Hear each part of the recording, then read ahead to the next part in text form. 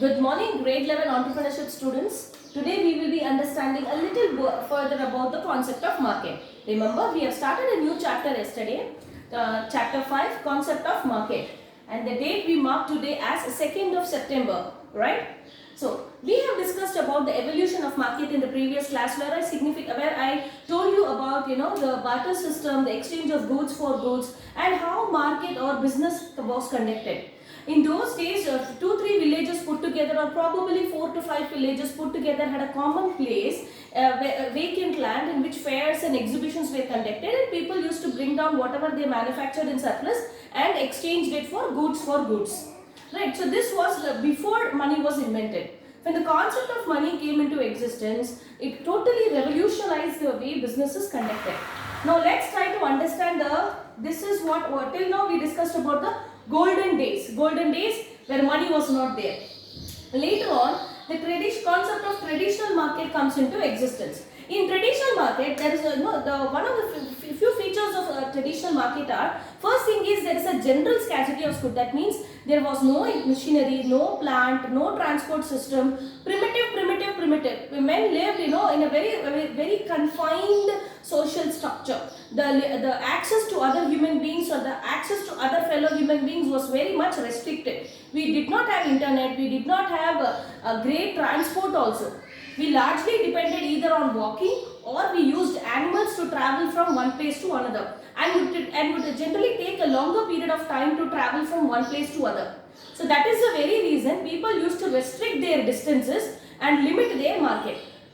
That is one reason. Transport system was not there, and there was no plant machinery, industry, electricity was not there. During that time when lack of everything was handmade. So handmade goods were there, and how much can you make in a particular day, in a given 24 hours after doing your routine course. So it was there was a general scarcity of manufactured goods. People only used to manufacture as much as they are capable of. Then came this is also referred to as a stage where there was pre-industrial revolution. Industrial revolution totally changed the way, it made it upside down. But industrial revolution, it is a period before industrial. Pre means before. It is a period that is referred to as before industrial revolution.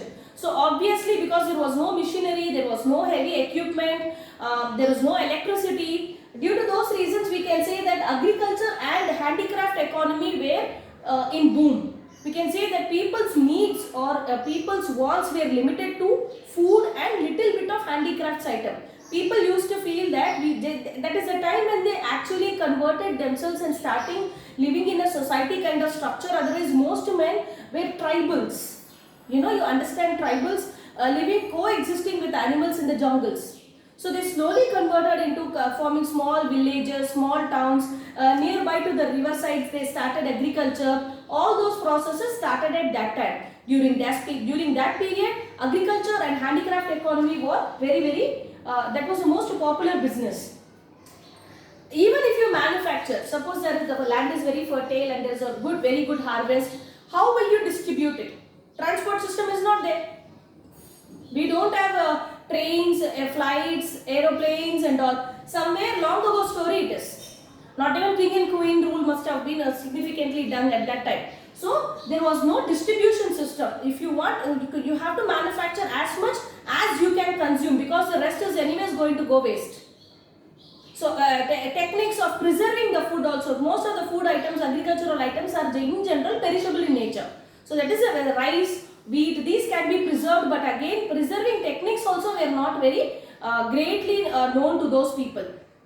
Right. So whatever they felt like they wanted to dispose of, whatever they manufacture, whatever is required for them, that much they used to take it, and the rest of it, surplus, they did not want to sell it. Remember the word that they are using, disposing. They wanted to dispose it off. They wanted to get rid of. Because it is excess, anyways it is going to go waste, let us exchange for something or give it and sell it in the market and make money. Because money can be preserved.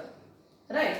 Then coming to American Marketing Association, AMA. AMA is a very popular institute. You will be learning about a lot of facts related to AMA, American Marketing Institute. American Marketing Institute clearly says that when we talk about the traditional market, at every point where there is a specific commodity, every point where a specific commodity is concentrated for sale, a market is formed. Matlab, even in your house, the veranda of the house, if you have any excess food when you keep it outside, that is market.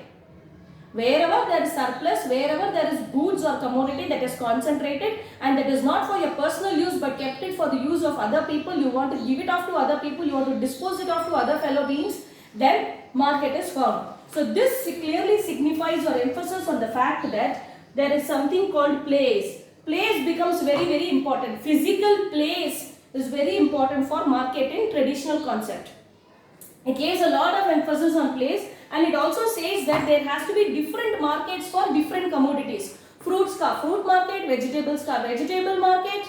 You are trying to understand textile market, pot market, non-vegetarian food, so non-vegetarian market, vegetarians alag. So different markets for different commodities. I think still in many places of the world we have this concept or emphasis of different market. We also have vegetable market exclusively, then we have fruit market exclusively, the steel bazaar exclusively, the textile, the book stalls exclusively. So different markets for different commodities. But one thing you have to understand that the most important fact in a traditional market is its place, the physical place. So we will do a quick recap of whatever we learned today. We are trying to understand how today we are in the era of e-commerce and e-business. But before this era came, but before e-commerce actually happened, what was the history? How did market evolve? So we started with golden days, which I discussed in previous class about the barter system and the fairs and the exhibition and absence of money here. Because money was absent, it is referred to as golden days. After money came into existence, money happened, but industries did not happen. Got it? Lack of electricity, lack of machinery, etc. So there was a scarcity of manufactured goods because most of the goods were handmade. When I say handmade goods, one thing that comes to your mind is agriculture and handicraft industry was in boom. Then there was people wanted to dispose of whatever they manufactured in surplus. There was no elaborate distribution system, wholesaler, retailer, agent, that concept was not at all there. And then according to AMA, at every point where there is a particular commodity getting concentrated, that place, in that very place, market is formed. So it lays emphasis on two facts, that is, one is a physical place and the other one is a different market for different commodity. Students, remember, in golden era, no money. In traditional era, no industries. Big manufacturing industries were not there. So there was scarcity of manufactured goods. ऐसे goods मिलते ही नहीं थे. बेचने का बाद में there was no goods that were sold. Very limited goods were manufactured because 100% it was handmade. Right? Thank you and have a fantastic day.